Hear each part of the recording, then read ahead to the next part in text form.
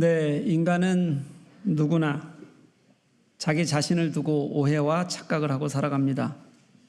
자기 자신에게 나쁘게 행하려는 사람은 없기 때문에 누구라도 내가 하는 일은 늘 나를 좋게 하는 것으로 여길 때가 많고요. 다른 이의 행동은 나에게 조금만 거슬려도 나를 나쁘게 하는 것으로 이해할 때가 굉장히 많습니다. 이런 마음은 대부분 무엇이든 자기 중심으로 생각하기 때문이고 이익의 관점에서 보기 때문에 그렇습니다. 이런 경우 내가 실은 어떤 잘못을 하고 있는지, 그래서 내가 얼마나 스스로에게 자기 자신에게도 피해를 주고 있는지를 잘 알지 못하고요. 또는 남들이 내게 하는 것도 사랑을 주기 위해서나 도움을 주기 위해서라는 것도 알기가 어려울 때가 굉장히 많습니다. 왜 이런 현상들이 일어날까요? 우리가 갖고 생각해왔던 것들이 너무 좁고 우리가 경험했던 것들이 작아서 우리의 시야가 넓지 않기 때문입니다. 내가 보는 것, 내가 생각하는 것에 늘 우리는 갇혀서 살아가기 때문에 그렇습니다. 그래서 내 생각과 경험에 갇히게 되면 정말 나를 위한 것이 무엇인지, 그리고 내가 나를 해야 하는 일을 하고 있는지조차 알지 못한 채 그저 당연하듯이 거기에 매여 살아가는 경우들이 너무도 많습니다. 우리가 두 주간 읽어갈 말씀이 이런 것에 관한 말씀입니다. 그 중에 오늘 말씀은 어떤 사람을 판단하는 건데, 이 판단하는 것에 제자들의 판단과 예수님의 판단이 완전히 다르다는 것을 말씀 속에서 볼 수 있게 될 것 같아요.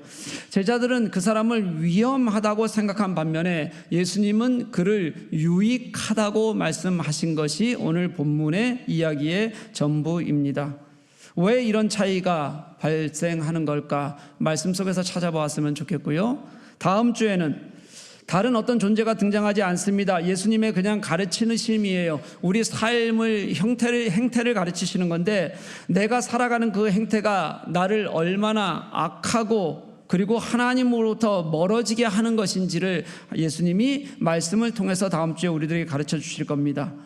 우리는 내 시각에 갇혀 있는 한, 그러니 주님을 제대로 만나기도 어렵고 그리고 하나님을 온전히 경험하기도 어렵습니다.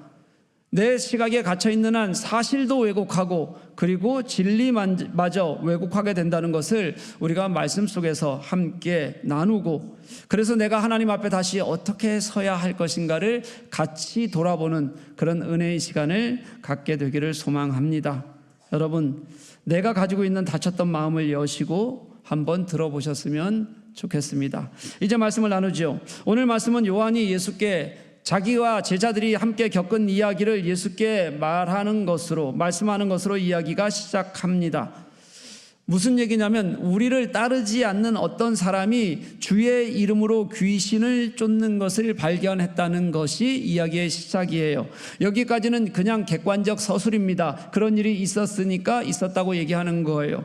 그런데 그 이후에 요한이 이어서 한 말에는 제자들의 생각과 의지를 덧붙인 말이 붙어 있습니다. 뭐라고 얘기를 하냐면, 그가 우리를 따르지 않는 사람이어서, 이걸 다른 말로 하면 지금 우리에게 속해 있는 사람이 아니어서 주의 이름으로 어떤 일을 행하는 것을 우리가 금지시켰습니다, 막았습니다 라고 그가 생각했던 것과 했던 일을 예수님께 보고하는 겁니다. 그랬더니 이것에 대한 예수님의 생각이 그 다음 절에 바로 이어서 나와요. 뭐라고 말씀하시냐면 금하지 말아라 예요. 예수님의 생각은 막지 말라는 거였습니다. 그 이유를 예수님께서는 이렇게 말씀하세요. 누군가가 예수님, 그러니까 나의 이름을 빌려서 어떤 능력을 행한다면 그가 바로 나를 비방할 사람은 분명히 아닐 거야 라는 것이 예수님의 생각이었어요.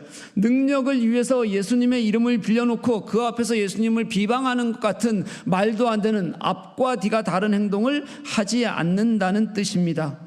그럼 제자들은, 예수님은 이렇게 생각하는 것을 제자들은 왜 막고 있는 걸까요? 여기에는 또 하나의 설명이 필요합니다. 제자들이 이렇게 예수 이름으로 능력을 행하는 자를 금하고 막았던 이유에는 이런 배경이 깔려 있습니다. 들어보십시오. 이 앞에 무슨 일이 있었냐면요, 예수님의 변화산 사건 여러분 기억하십니까? 예수님이 변화산 사건에 제자들 3사람과 함께 올라가 계셨을 때 그때 나머지 9명의 제자들은 마을에 있었어요. 그런데 이 마을에 있으면서 어떤 귀신 들린 아이를 데리고 왔을 때 그 아이에게서 귀신을 쫓아내지 못하는 일이 있었습니다. 말을 못하는 귀신이 들린 아이, 거기다가 그 아이는 굉장히 중증의 간질을 앓고 있는 아이였는데 그 아버지가 그 아이를 좀 제발 좀 살려달라고 데리고 왔거든요. 그런데 제자들은 그 귀신을 쫓아내지 못한 겁니다.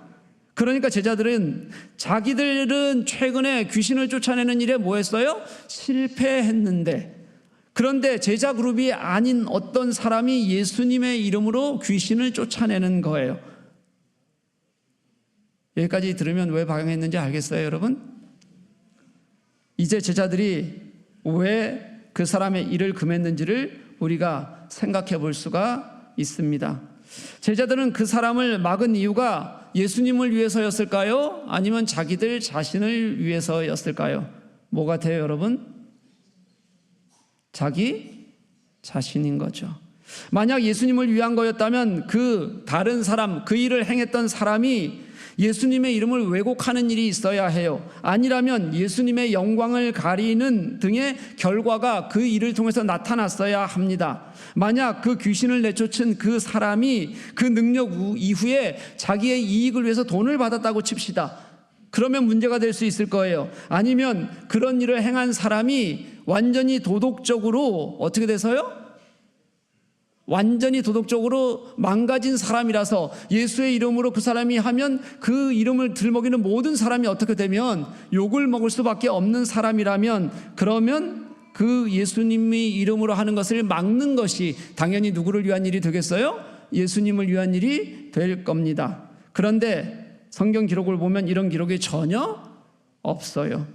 그냥 귀신을 쫓는 능력을 행했고 그것을 금지했다는 것 외에는 이것을 지금 와서 자랑 삼아 이야기하는 요한의 말을 통해서도 그 이유를 유추할 만한 어떤 이야기도 없단 말이죠. 그러니 그들은 예수님을 위해서 한 것은 아닌 것이 분명합니다.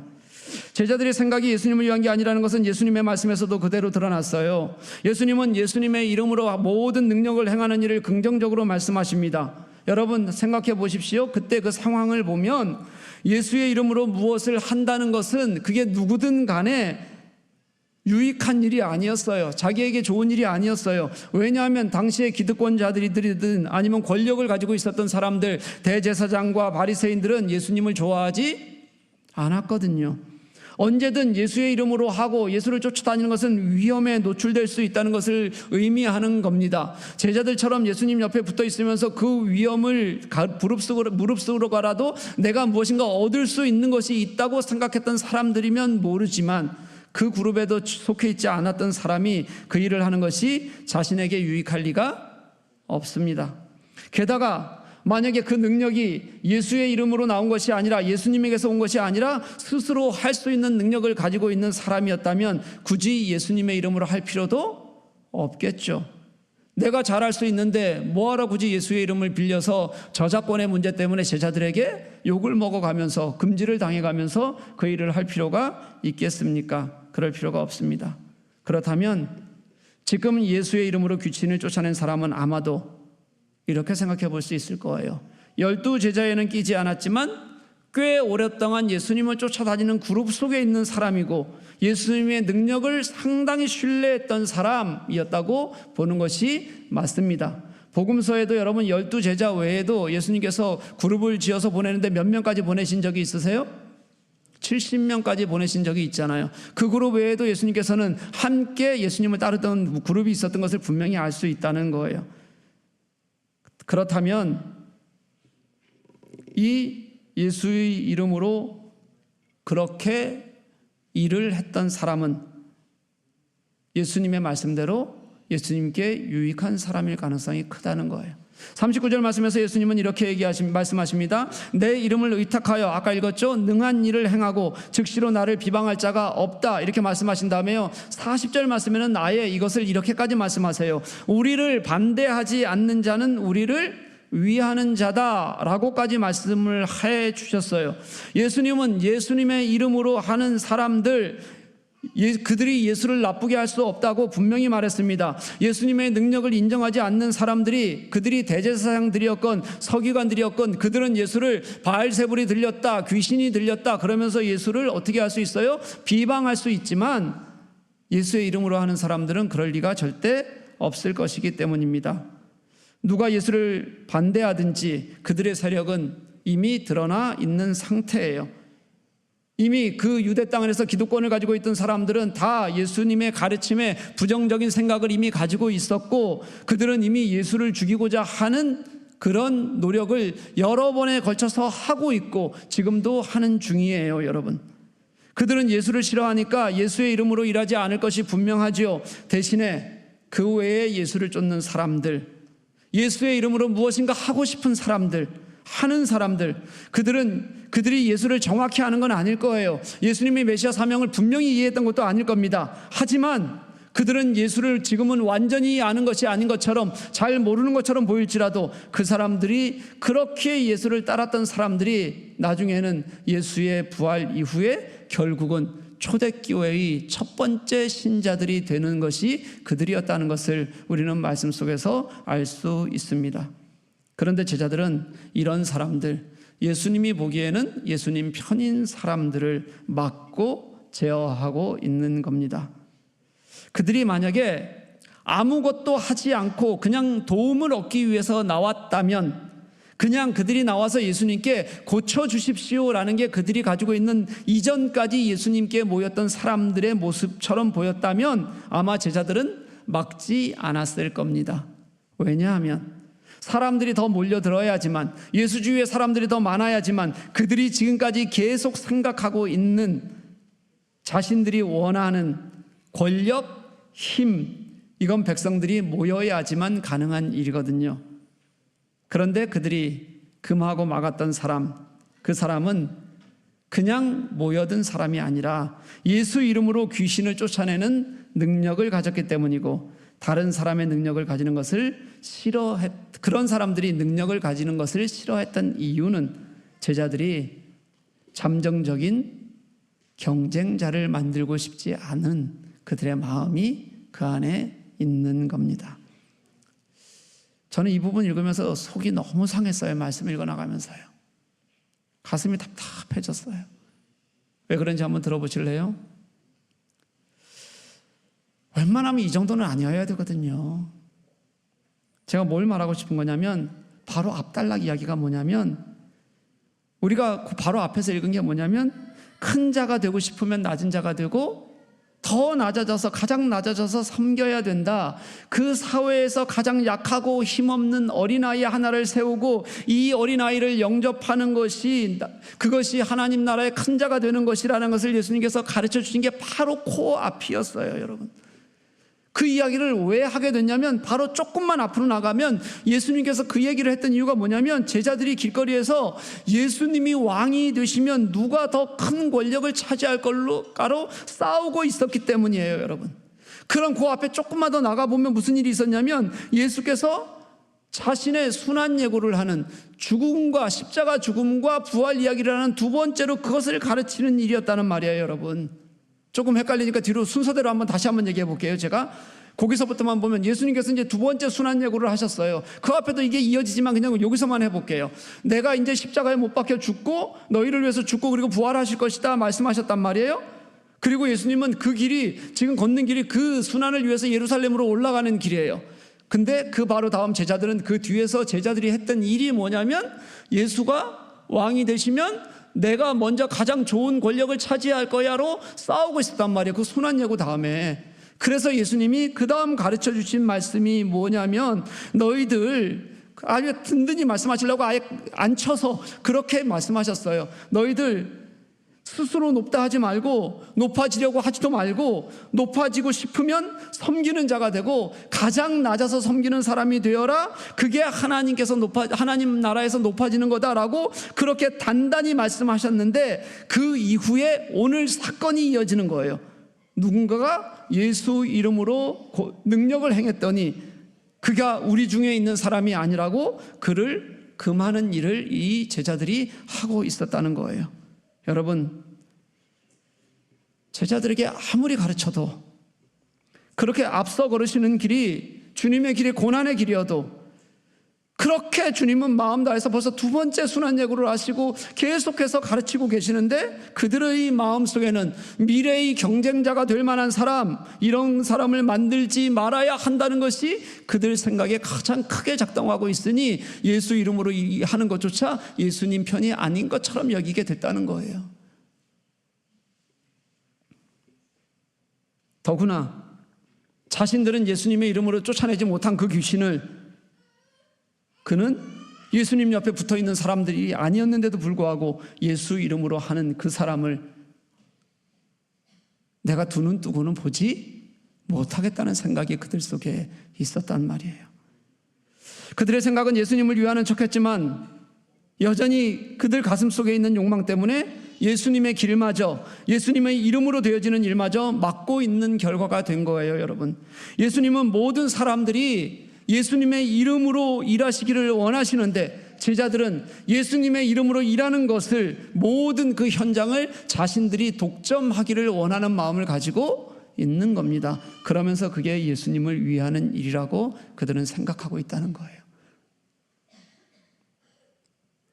여러분, 예수님과 제자들의 생각이 조금 포용적인지 아니면 배타적인지의 문제였다면 그나마 괜찮아요. 그런데 이건 그런 문제가 아니었습니다. 예수님의 메시아 사역을 제대로 알지 못하면서 그 사역을 자신의 사적 욕망의 도구로 사용하는 것인지 아니면 진짜 사명으로 여기며 살아가고 있는지, 이런 관점의 문제이기 때문에 큰 문제라는 거예요. 제자들, 특히 오늘 본문에 이름이 나오는 이 요한, 자신에게 예수님께 이 일을 대표로 말할 때 아마 그것이 예수님으로부터 칭찬받을 일이라고 생각했을지도 몰라요. 그런데 이 요한도 자신 마음속에 자신의 사적 욕망 때문에 바로 앞에서 누가 더 큰가로 싸웠던 그 생각에서 예수님이 아무리 앉혀놓고 가르치셔도 그 생각에서 한치도 벗어나지 않는 자기 욕망을 그대로 가지고 있다는 것을 보여주고 있는 겁니다. 여러분, 우리는 안 그렇다고 자신할 수 있겠습니까? 한국교회 한번 볼까요? 저희가 이상한 몇 개 되는 이상한 교회 얘기하는 게 아니라 보편적인 한국교회의 모습을 얘기하는 겁니다. 우리는 그렇게 주님 안에서 예배하고 주님을 찬양하고 주님의 일을 한다고 하는 사람들이 이런 문제가 닥치면 대부분 이렇게들, 그게 맞는 것처럼 생각해요. 그렇게 예수님의 가르침을 듣고 예수님을 따른다고 울부짖는 자칭 우리 신자들, 우리들 얘기하는 거예요. 저 얘기하는 거예요.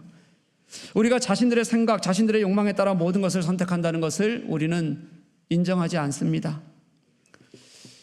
혹시 우리가 조금 착한 일을 할 수 있어요. 착한 일을 하는데 그건 내가 예수 믿는다는 종교적 우월감으로, 또는 내가 예수 믿는 것에 대한 자기 자신에 대한 자부심으로 아주 최소한의 것을 하면서도 내가 꽤 괜찮은 신자인 것처럼 생각하는 경우들도 우리 속에는 굉장히 많습니다.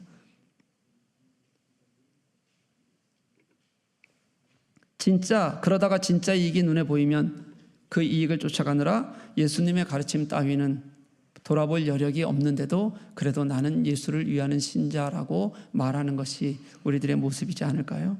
제가 두 가지 이야기를 들려드릴게요. 한국 경제가 성장하고 개발붐이 불던 당시에 한 80년대, 90년대에 정말 많은 교회들이 예배당을 지었습니다. 엄청 지었어요. 그때는 교회만 지어놓으면 사람들이 몰려왔기 때문에 다 지었습니다. 그런데 보통은 예배당을 어디에 짓게 됐냐면 그 교회가 있던 자리에 건축을 하는 경우들이 많았어요. 어디 따로 옮기는 게 아니었습니다. 그런데 주위에 있는 사람들이 교회당 짓겠다고 하면, 예배당 짓겠다고 하면 순수히 집과 땅을 내놓겠습니까? 그럴 것 같아요, 여러분? 그럴 리 없죠. 때로는 교회 입장에서 보면 알박기처럼 보일 겁니다. 그리고 또 건축을 방해하는 것처럼 보이기도 할 겁니다. 근데 대부분 그때 거기 있는 사람들, 알박기하고 돈 많이 받겠다는 사람들도 있었겠죠. 근데 많은 사람들은 이런 경우들도 있었습니다.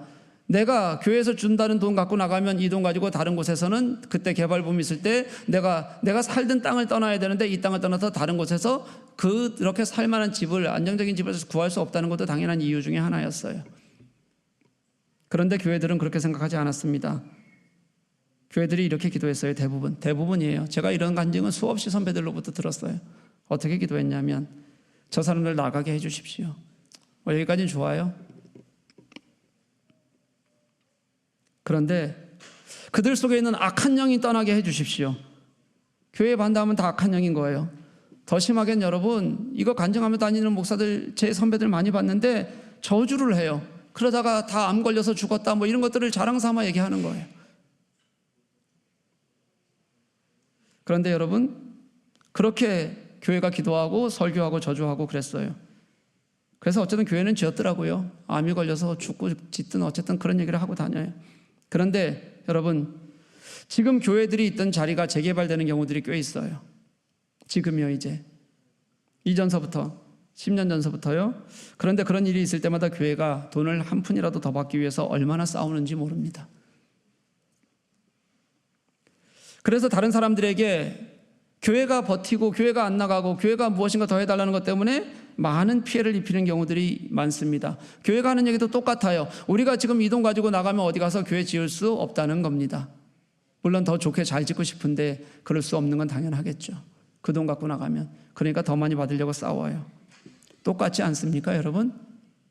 교회를 지을 때 그 사람들이나 재개발할 때 교회의 그 땅을 내어놓거나 아니면 거기서 무엇을 하려는 교회들이나 본질은 하나도 다르지 않습니다. 교회가 세상이 이익을 계산하는 방법과 똑같이 행동하면서 교회를 짓는 일, 교회가 자신들을 무엇을 하는 일이라면 그게 주님의 일이라고 저주하고 그렇게 기도해도 괜찮아요. 그러면서 그것을 다 교회의 이름으로 한다고 하고요. 그리고 교회가 또 다른 이들에게 피해를 입히는 일도 당연히 그것은 누구를 위한 일이 돼요? 주님을 위하는 일이라고 하고 있어요. 여러분, 이거 맞는 거 맞아요? 아마 여러분들이 그 교회 가운데 있었으면 여러분들도 그렇게 기도했을 가능성이 커요. 그 안에 숨어 있으면, 그 안에 있으면, 그 벽에 갇혀 있으면 그게 옳은 일인 줄 알아요. 제가 가장 마음이 많이 아픈 게 뭐냐면요, 세상의 약자들을 위한 시설을 혐오 시설이라고 그렇게 규정하고 막아서는 거예요. 못 들어오게 해요. 장애인 시설, 노인 시설, 고아 시설 절대 못 들어오게 합니다. 이유가 뭔지 알아요, 여러분? 하나예요. 다 아실 겁니다. 이유가 뭐예요? 집값 떨어지는 거예요, 여러분. 뭐 이유는 위험하다, 뭐 어쩌다 저쩌다 하는데 목숨 걸고 말리는 이유는 그냥 집값 때문이에요. 그런데 여러분, 그런 위치에 있으면 심지어 교회가 그것을 반대하면서 기도한단 말이에요. 교회가. 왜냐하면 우리 교인들이 전부 다 그 주위에 살면서 그 집값 떨어질까 봐 걱정하는 사람들이란 말이에요. 그러니까 다른 이유들 붙여서 교회가 같이 기도한단 말이에요. 교인들이 반대하니까 나서서. 또 여러분, 빈부의 격차를 인격의 격차로 만들어버리는 일도 있는 것 같아요. 고급 민영 아파트 통행로를 막아요.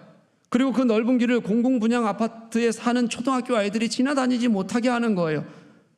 그래서 아이들이 글로 지나가면 학교로 5분, 10분이면 학교를 걸어갈 수 있는 걸 그 길을 막아서 애들이 그 넓은 단지를 돌아가야 되니까 20분, 30분씩 학교 가도록 그렇게 그냥 그 길을 못 가게 해요. 왜냐하면 그 길은 돈 많은 애들 지나가야 되는 길이고 돈 없는 애들 지나가면 기분 나쁘다는 거예요. 여러분, 그렇게 만드는 사람들 속에서 그 아파트, 좋은 아파트 사는 사람들 중에서 매일 새벽 기도 가서 기도한다고 뜨겁게 외치는 사람들 없을까요?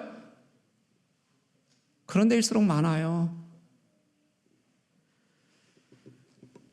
주도하는 사람들 중에는 교인들이 없을까요? 주도하지 않아도 그것이 잘못된 것이라고 나서는 신자들은 그렇게 흔히 잘 보이지 않습니다. 제가 한국에 5년 있을 동안 제가 살던 집 바로 앞에 성미산이라는 산이 있었어요. 조그만 산입니다. 이 산은 그게 마포구인데요. 마포구에서 유일한 자연보존산이고, 그리고 아이들이 자연학습 현장으로 활용하기도 하고 그 산을 중심으로 아름다운 공동체가 만들어져 있는 그런 산이었어요. 이 산에 학교가 들어서게 됐어요. 어떤 학교냐면 명문 초중고등학교가 들어서게 됐어요. 마을이 둘로 쪼개져서 싸웠습니다. 마을의 유일한 보존산인 마포에 이 자연산을 좀 지켜야 된다는 쪽과 학교가 들어와야 된다는 쪽이었습니다. 제가 살던 건물이 18가정이 살았는데 여기도 서로 사인하고 다니면서 난리를 쳤어요.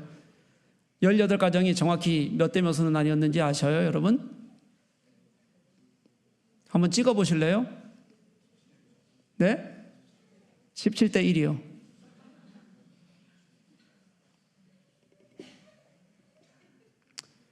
일이 누굴까요? 예, 우리 집이요. 17가정이 학교로 환영한 이유는 한 가지입니다. 자신들 입으로 야, 이런 일이 있으니 우리 빨리 찬성해야 되라고 사인하고 다녔으니 그게 그들이 그것을 찬성하는 이유의 목적에 가장 크게 걸었으니 정확할 겁니다. 뭐죠? 집값이 올라가요. 명문 초중반 고등학교가 들어오니까, 바로 코앞에 들어오니까. 가장 가까운 집이었거든요, 우리 집이. 그 건물에 교회 다니는 사람 많았습니다. 우리의 결정에 진짜 예수님의 마음이 있습니까? 우리가 그런 환경이 되면 나는 예수님의 마음 편에 서겠다고 여러분 설 수 있다고 자신할 수 있으세요? 다 이런데 여러분 진짜 자신할 수 있으십니까? 사랑하는 교우 여러분, 우리는 여기 예수 이름으로 모여 있어요. 예수 이름으로 모여 있습니다. 그런데 우리가 하는 일, 우리가 추구하는 것은 주님의 일일까요? 여전히 우리의 욕망을 위한 일일까요? 우리가 아무리 기도하고 부르짖어도 그것이 주님의 일 위한 일이 아닐 수 있어요. 우리가 아무리 부르짖어도 주님이 슬퍼하시고 주님이 그것으로 아파하실 수 있는 일일 수 있어요. 우리가 아무리 주님의 일을 하고 주님의 이름으로 무언가를 하더라도 그게 주님이 원하시는 일이 아닐 수 있어요. 진짜 주님의 일이 되기 위해서는 내가 주님 안에서 진실해지고, 그리고 내가 정말 이익이 아니라 주님의 일이 먼저라는 것이 내 삶 안에서, 내 고백 속에서 분명히 드러나야 해요.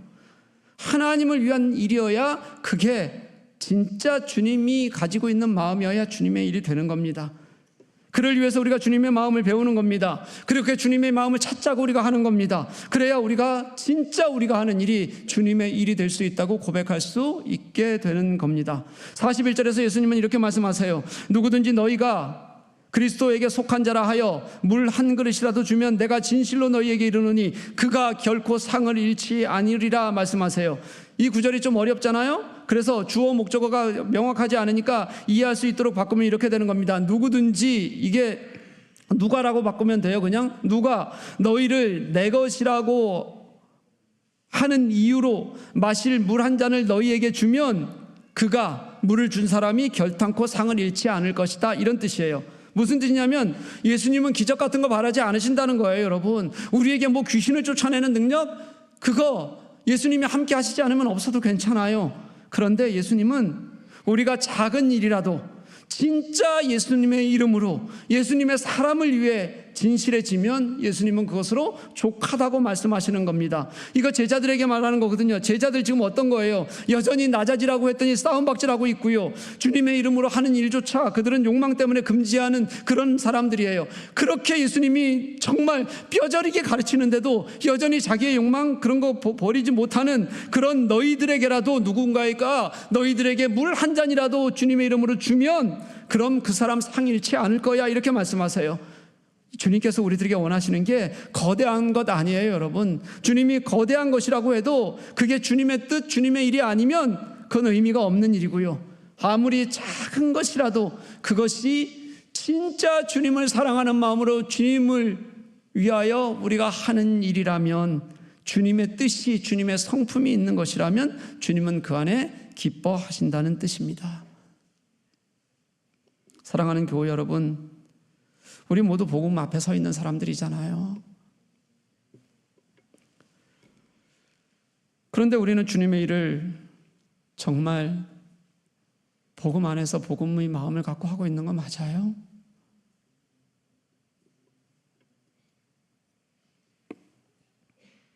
우리 진짜 주님의 일을 했으면 좋겠습니다.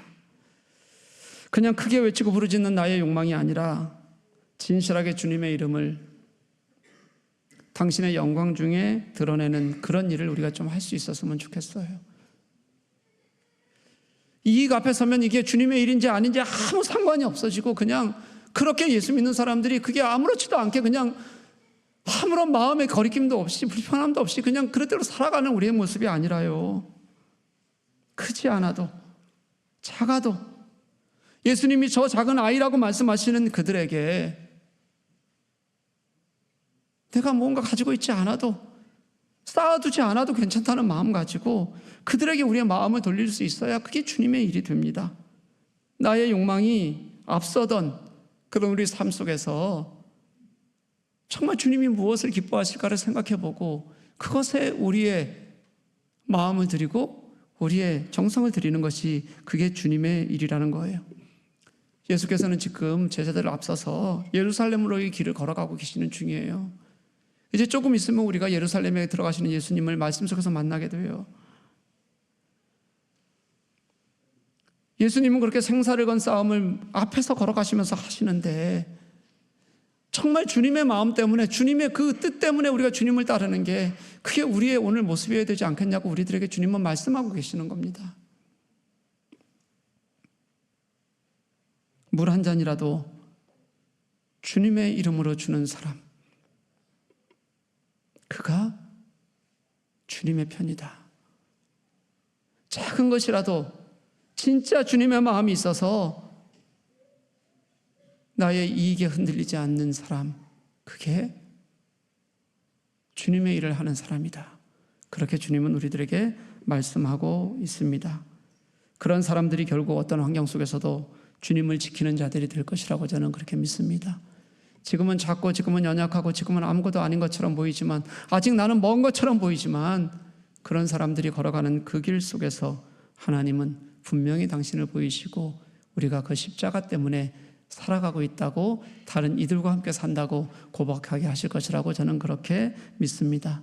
사랑하는 교회 여러분, 우리가 주님의 이름으로 하는 모든 일이 진짜 주님의 일, 주님이 기뻐하시는 일이 될 수 있기를 주님의 이름으로 간절히 축복합니다.